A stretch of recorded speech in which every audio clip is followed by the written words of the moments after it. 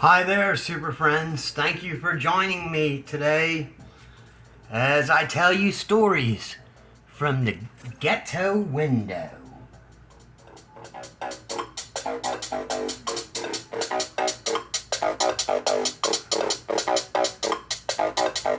Anyone can guess what kind of little device this is?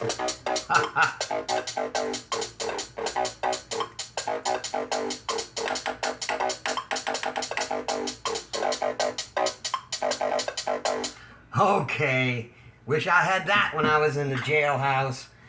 Anyway, now, this one's a good jailhouse story. You're gonna like this one. Yeah, I'm gonna tell you how Master Legend even became King of the Cell. That's right. You see, the other jailhouse stories I told you about was me just locked up in a cell pretty much by myself, or my daddy got thrown in there with me, and the friends were with me for a while, but they all got out quick, and I was just by myself. Second time, I was in my own cell. They had other cells in that old country style jail in Slidell, but now in Florida, I seen the big jail. This is the real deal jail, like you see on the movies. With the looks more like a prison than a jailhouse. It's no Andy Griffith show, I guarantee you that. And there sure ain't no Aunt B dinners coming around. But back then, they had a few things that they would serve up that was pretty good. And when it came along, fights broke out. So I'm going to tell you the story. If you want to listen, here you go. Well, it all happened long ago. And here it is. I'm claiming to be an innocent man, though not perfect on this one. I was married long ago. I shouldn't have done that. But this lady who was a lot older than me, she was nice to the legend at first. But once we got married, she didn't want to have nothing to do with me anymore. It was like she was gone all the time. I introduced her to this band of Jamaican players, and they didn't know how to play any music at all. They used to go by the name of One Us, and they used to just try to be a band, but then my wife was a real concert piano player. Could play. She used to play in fancy places all by herself with big crowds watching. So they wanted her in the band, and they started turning her against me. And I was trying to tell her, look, I would never got married if I knew you was going to marry the band instead. And so that's what happened, and I was getting mad about it. But then we was supposed to have Thanksgiving dinner, okay? And I went ahead and cooked it all up, made a big whole works of Thanksgiving dinner. And I waited and waited, and I was wondering what's going on. She must be over there by those Jamaican people again. And there, sure enough, and she didn't want to come home, and she was having Thanksgiving with them instead of me. So I went back to my apartment. It was my place, and I was so mad, I'm telling you the truth, I went ahead and threw the Thanksgiving dinner all over the kitchen. I was mad. I took and made a big giant mess, but it was in my place. Then later on, when I was asleep, she creeped on in and seen the big mess and called the cops on me. That's how, and they came and they called up on my phone, and they says, we need you to come down and talk to us. I said, what's the matter here? Oh, we just want to talk to you, that's all. And this is these Orlando cops.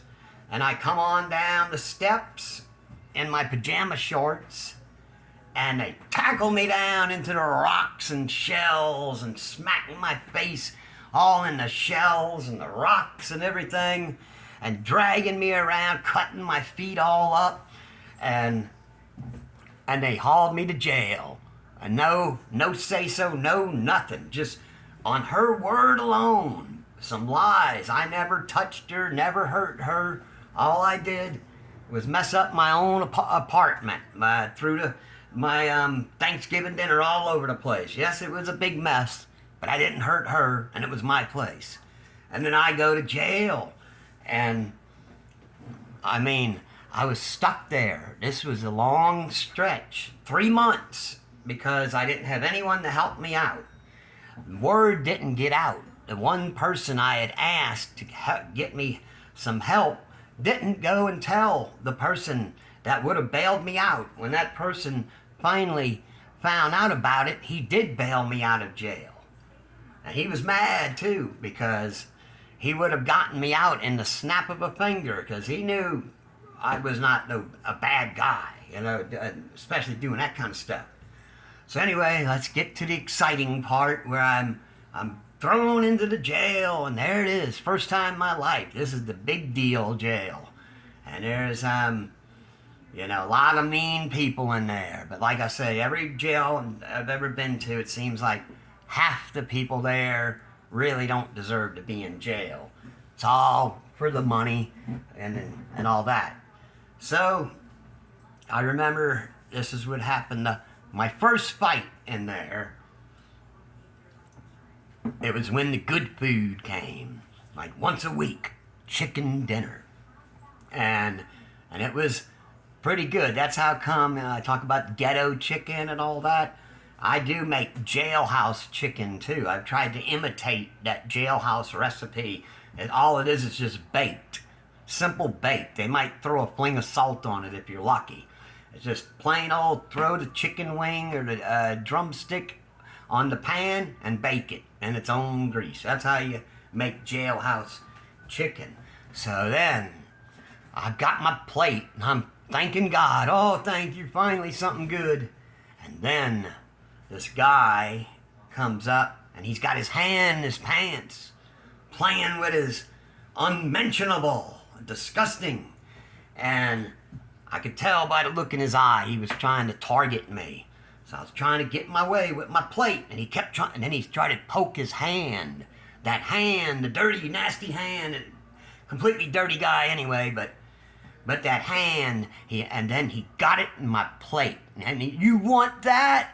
And I said, oh, if you want it, you can have it. And I took it, that plate, and back then they had these plastic cafeteria plates, and I smacked the whole thing right in his face. I cracked the plate over his face, cutting his face. Then he came and he jumped at me. He's got chicken and mashed potatoes all up in his hair and everything. And he jumps at me, and I get him in a headlock, and I dive backwards and bounce his head right onto the hard concrete floor. Then I smacked him, pow!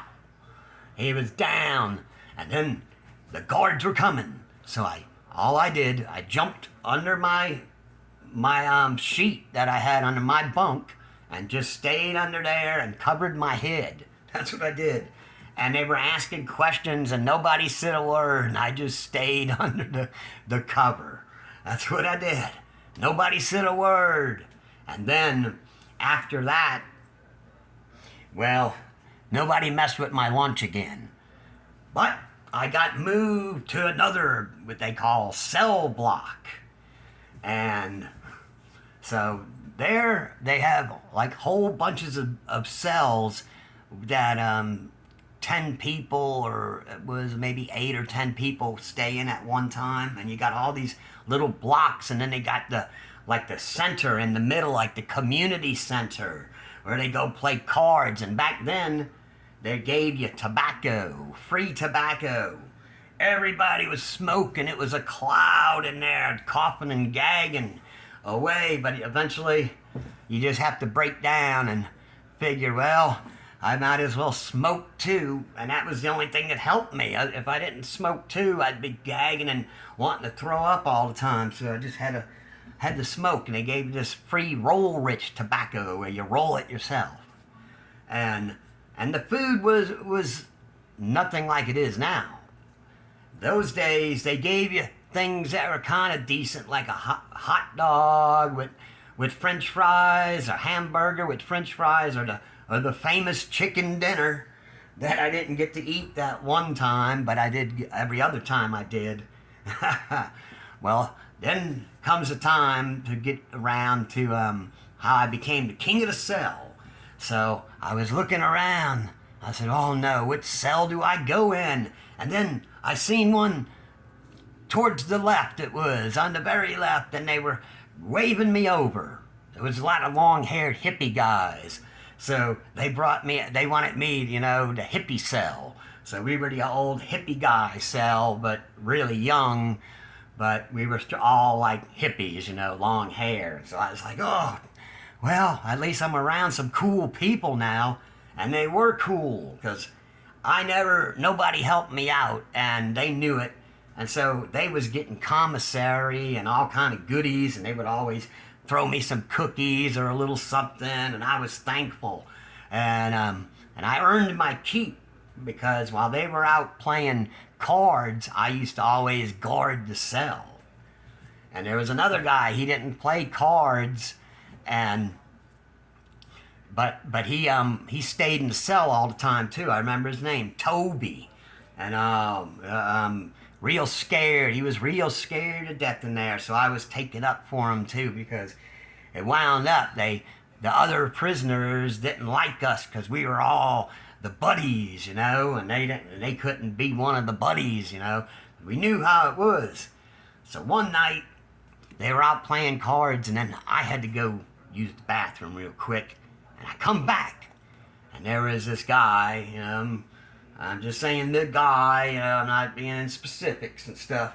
And he had Toby up against the wall choking him.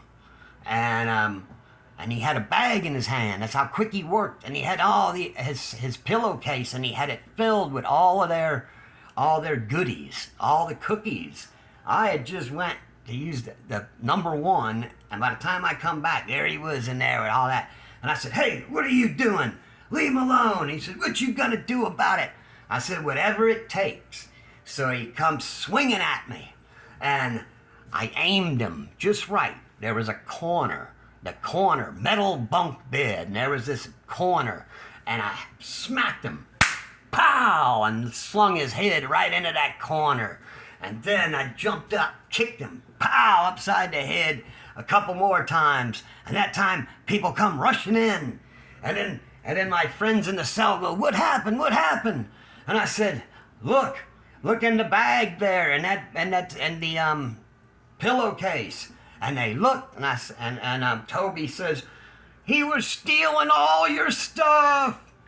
And they had already called me the king, because I used to write stories about me being a king, and I lost the kingdom, and people would pass it all around the whole cell block.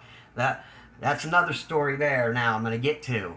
So then they ran that guy out and all, and they got their goodies back, and they were thanking me, and they were calling me the king of the cell. I was the king of the cell then, and I was writing my stories. And then the cops didn't like it. I was having fun. Like, I'm not allowed to have fun in the jail, and I'm the king. And then that guy that was caught stealing all of his buddies betrayed him and kicked him out the cell, and he was banging on the front door for a transfer. So next thing you know, what happens? They put me in solitary confinement, and I spent a month. Had 2 months in the regular jail, like what I was explaining, how that was, and then in solitary confinement for 1 whole month.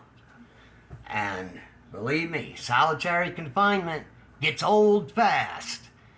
You wish you were out there fighting again. When you after even just a few days in solitary confinement, and then they give you just hardly anything to eat. The water fountain don't work. It makes a little slight dribble. And you got a toilet bowl right there by your head, pretty much. And thank goodness they didn't put anyone else in there with me. I was the violent guy, so I had it all to myself. And at first I was kind of liking it, but it got old quick, like I said. And then thank goodness I finally got bailed out. But before that happened, there's another part I just remembered. There was some guy, they had a little window, and he'd try to spit at me all the time. He'd come by, they'd let them out and run around, and the guy'd come spitting at me. And so I went ahead and I had a piece of paper and I made a little tube, and I shaved the bar of soap on the sharp part of the bunk, and I made some soap powder. I seen him coming. I had it all packed in that straw I made. And he went to spit, and when he went to inhale to spit at me, I blew that soap powder down his throat and up his nose and his eyes, and he was gagging and gagging away. And I got my revenge on that horrible, disgusting guy too. So even in solitary confinement, I found a way to get him trying to spit on me. He's lucky I didn't give him that. I tell you, Master Legend bouncing back from this cancer scene faster than most people, and I'll tell you, I'd be back in fighting action in no time. So anyway, I got out of jail, and they were looking around, and they says, "Well, we can't find your clothes, so we're gonna give you some clothes." And I'm thinking, thank God. At least, because all they did was haul me away in my pajama shorts. And I had a guitar pick in the pocket. And then they were getting some clothes together for me, shoes and everything. I was like, oh, thank you, God. And all of a sudden they say, oh, I found it. And they give me my pajama shorts and my guitar pick back, and they let you out in the streets. And a freezing cold it was, barefooted, and I had to walk. Oh, I think it was 10 miles, at least 10 miles to get back to where I had a friend that I knocked on the door and they didn't answer after I walked all that ways, all through the night, from 2 o'clock in the morning. I think I got there, barefooted, and you can't really rush it. And the concrete was cold, and it was a cold time in Florida there. And at that time, it was a long time ago when Florida still used to get cold winters. And so I made it to my friend, and I was knocking on the door. No one answered, so I had to sit out there and freeze, no shirt and all. And I sat, and he finally got up. Finally, he was a partying guy, and so he was sleeping late, and he let me on in.